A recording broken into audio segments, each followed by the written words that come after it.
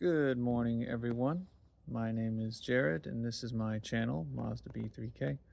In this video, we're going to do some troubleshooting as to why the cruise control system in my van behind me here is not working and see what we can do to fix it. This is a 1997 Ford E150 Starcraft converted conversion van.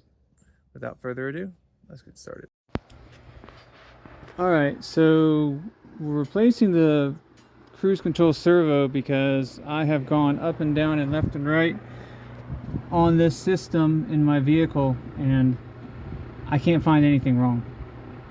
So I'm thinking the servo itself must be bad. So in a 97 Econoline, that silver box under the degas coolant line, that is the smarts, and then the servo is mounted underneath that. To get it out, there are a pair of 8, there's one of them, millimeter bolts holding it in a bracket. And there's the other one, just kind of sneaking just past that line right there.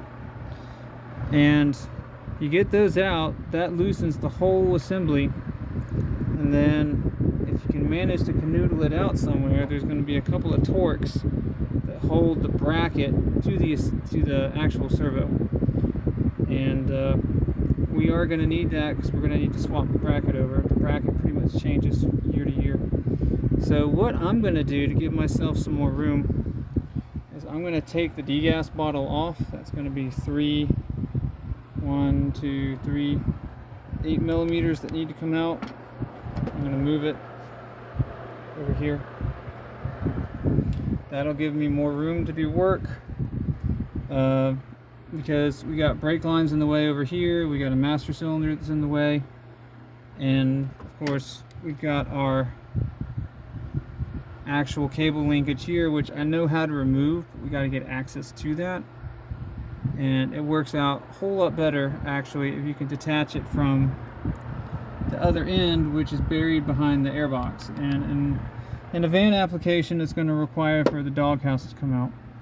So what we're going to go ahead and do is take care of this part of it, and then we'll get the doghouse out, and we'll get some slack that we're going to need, and we'll go ahead and swap this thing. Okay, as you can see, I have pulled the degas bottle over, and now we have way better access to our bolt screws. We can just get in there with a standard tool, nothing fancy required. So I'm going to go ahead and get those out, and then I'll get the connector loose first, and get these out, and see what we can do with that. So what I've done is I pulled the servo forward and I rotated it over, and now you can see this is a little different than what I've seen in the past, but you've got 3, gonna guess 8 millimeters that are holding this bracket on, and that's fun. Stay. We're gonna need this bracket, so this needs to come off in one piece, and you try not to break these. I have some spares from the junkyard, but if you don't have spares, that can be kind of annoying. Now, I don't know if the camera is going to show it, but you see that's covered in rust. This got wet with brake fluid. I think whenever probably the cutoff switch failed the first time, and it was running around peeing brake fluid everywhere because the recall has been done on this one. You see that blue tag? So I suspect brake fluid got into stuff, corroded it, and then it stopped working. Which is why we're gonna get this bracket off.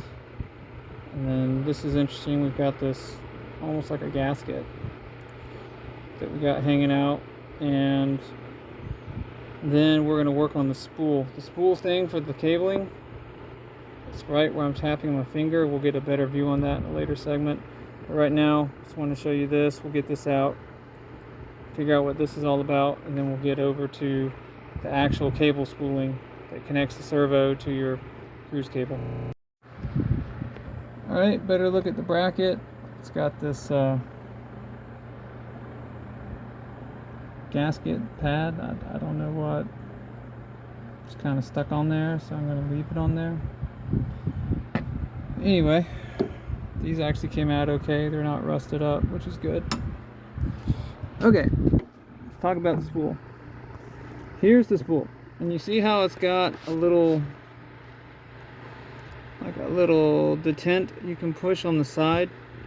How this works is where I've got the light, and so you can't see, you're going to push that detent in, which is right here. You push this in, and then you rotate the whole thing to the left, counterclockwise.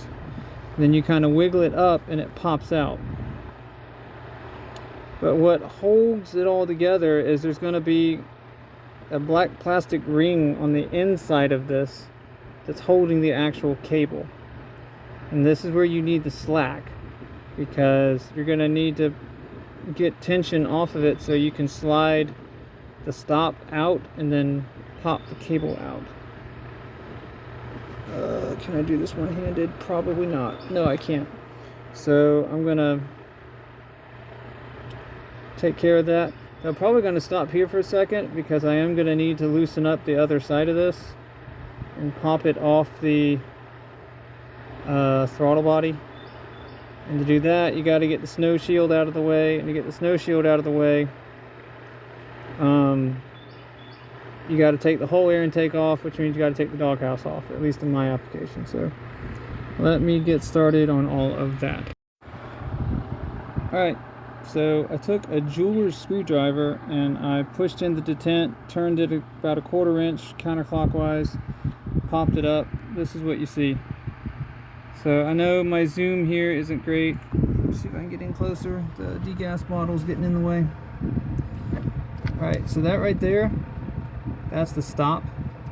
If you slide it forward, there's a groove that's cut along the side here for the cable. So slide it forward enough and then just pull it out and boop, off it comes. Easy peasy lemon squeezy. And that's all you got to do. But you got to get enough slack to do that. And generally I found you got to take a jeweler's flat blade like this and kind of help it forward. So this is where getting that slack is really nice. If you think you can do it without it, awesome. Go ahead, work this, try to slide this out, and that's that. Otherwise, we need to, as I said earlier, pull the entire air take assembly, get the snow shield, which is that plastic cover over the throttle body, off, so that we can loosen the the cruise control cable at the other end and get the slack that we need. Alrighty, so 2 8mm here, 2 8mm here, and don't forget to disconnect the MAF sensor.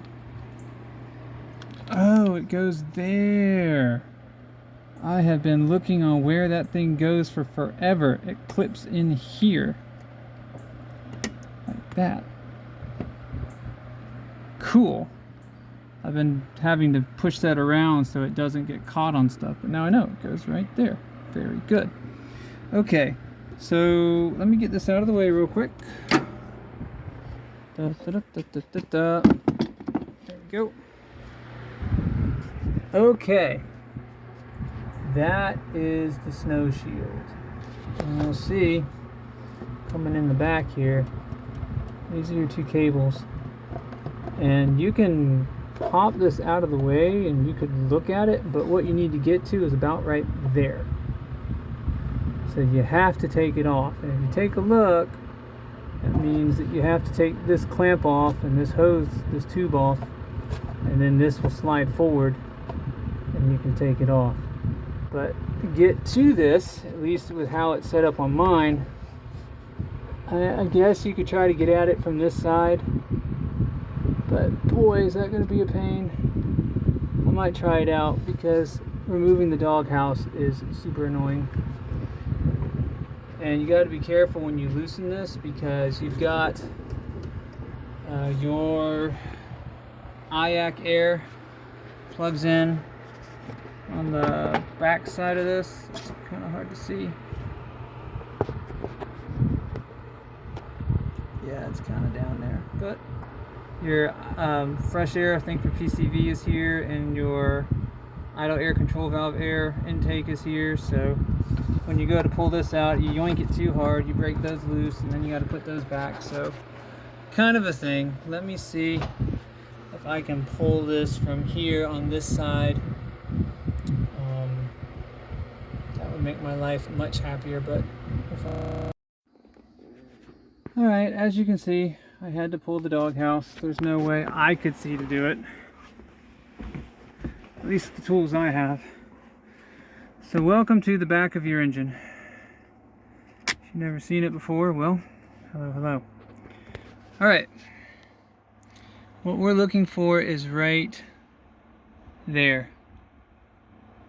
That 8mm on the clamp that's right above and behind the TPS. This is the IAC. This is the IAC air I was talking about. And then that's the PCV air I was talking about. And they both come in right there on the back side of the intake. So you can move this enough to not dislodge these, but you got to pay attention. So loosen that 8mm, kind of push it off, and then we'll have to come back around front. Actually, we might be able to get it from the back. If you look back here, see that plastic tab on the snow shield? You push that out, and then the snow shield pops out. So once we have room to push it out of the way, we can push it out of the way. And then we can get access to the throttle stuff. So let's go ahead and get to it. Okay. So you can see I popped this is the snow shield. There's the tab I was talking about. You just pop it out. Slide this out. Again, don't yank it out so far that you pull your IAC and your other stuff loose. So anyway, welcome to the throttle body. And this right here is your throttle. Okay. And then this guy is your cruise control. Now, as you can see, he's connected right now. Now, how this guy works is, in order to take him off, you got to slide him off like that. If you do not slide him off, you'll do what I did, and you'll rip this sucker clean in two, and I had to glue it back together. Another thing to keep in mind, they didn't move to this throttle assembly setup until 1997 and beyond. So if you're watching this video and you have a pre-97, let me back up a little bit. The servo you need is a 1992 to a 1997. Alright, let me just go get the servo.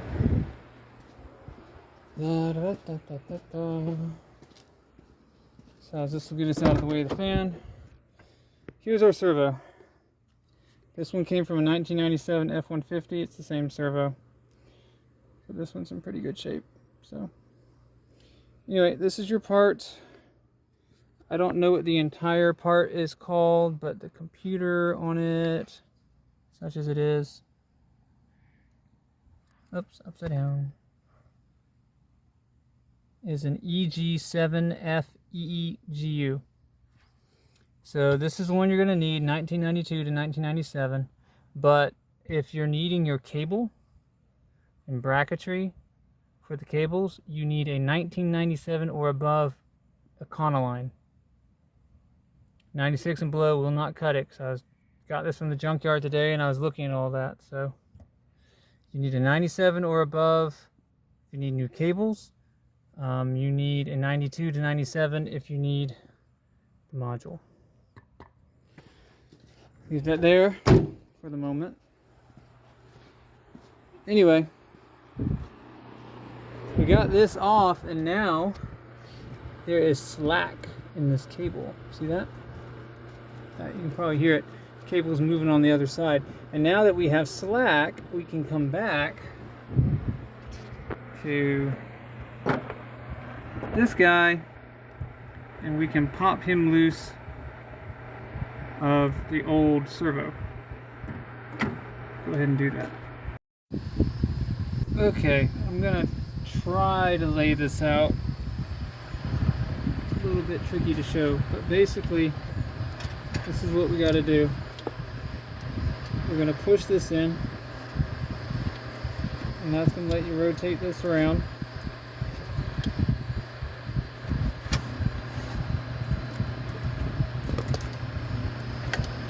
Okay, once you can rotate it, let me get close to the microphone here. Once you can rotate it around, you can pop this up. And once you pop it up, see that metal end cap there? That's the thing you got to pop out. Now, to put this back on, what I figured out is I'll bring it up close so you can see somewhere.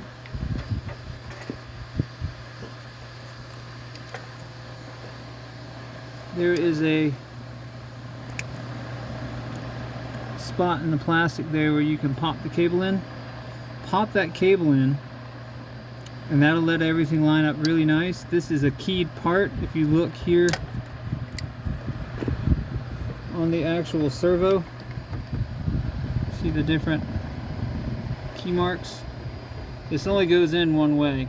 So you pop it in that little spot, and then you push it down and you turn it, and it locks back in position. And that's how that works. This is the new module, by the way. This is the one from the F-150. So hopefully this works.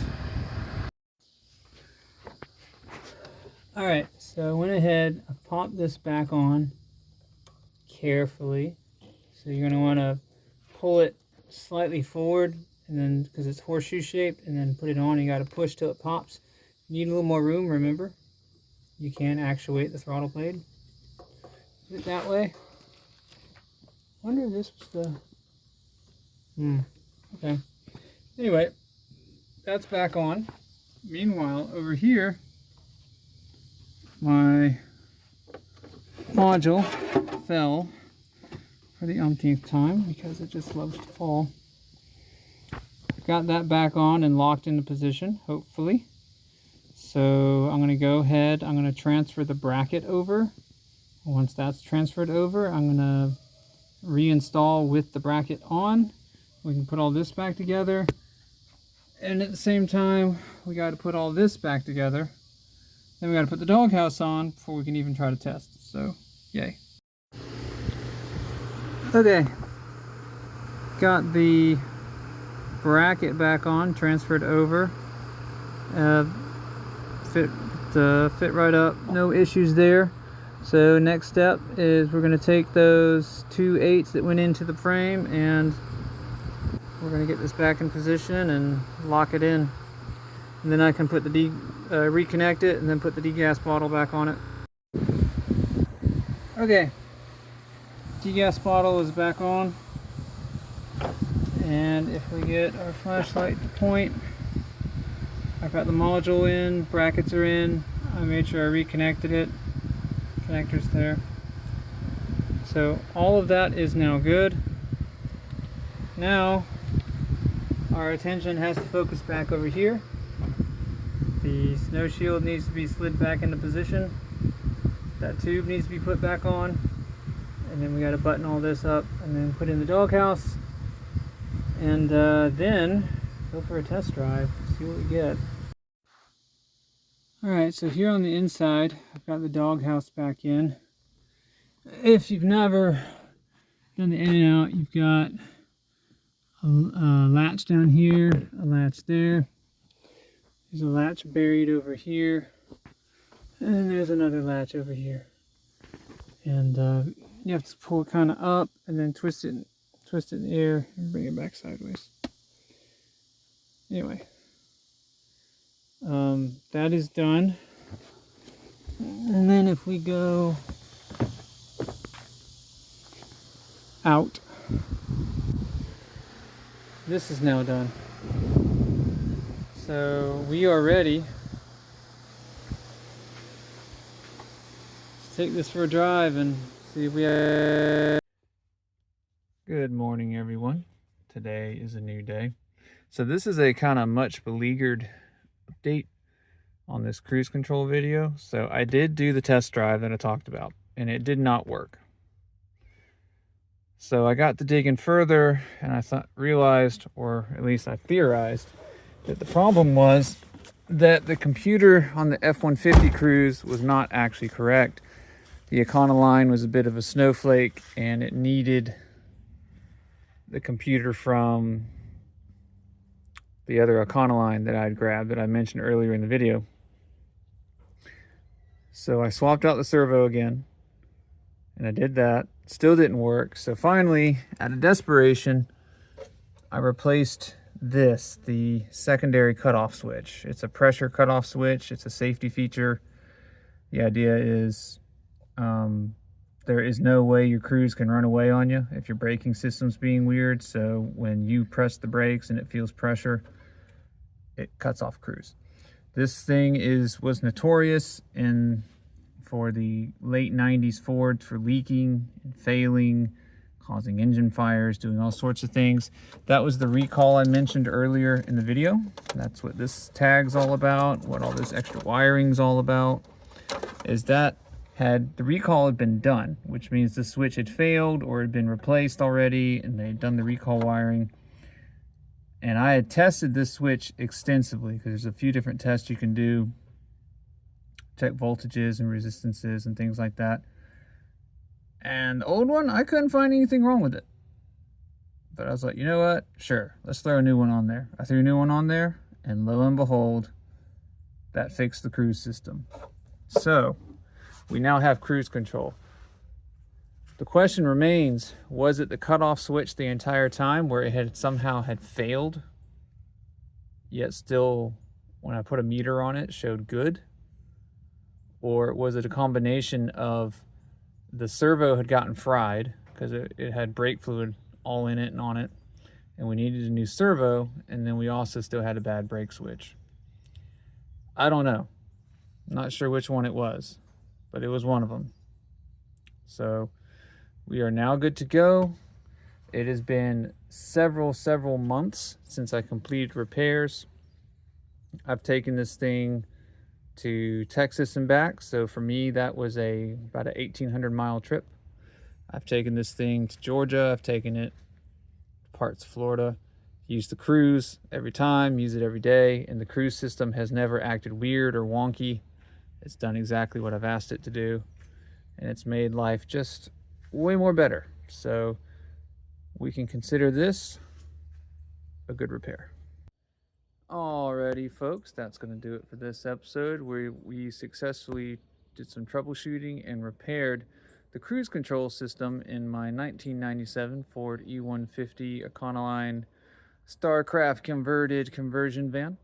If you found this video interesting, if you found it entertaining, if you found it useful, please consider like, share, and subscribing. That does help to grow the channel, which allows me to bring you more content like this. Please also leave a comment. I like to read them, I like to learn from them, and I like to reply to them. And lastly, guys, I make mistakes, like the wiring mess I made back there, so you don't have to. I'll catch you guys next episode.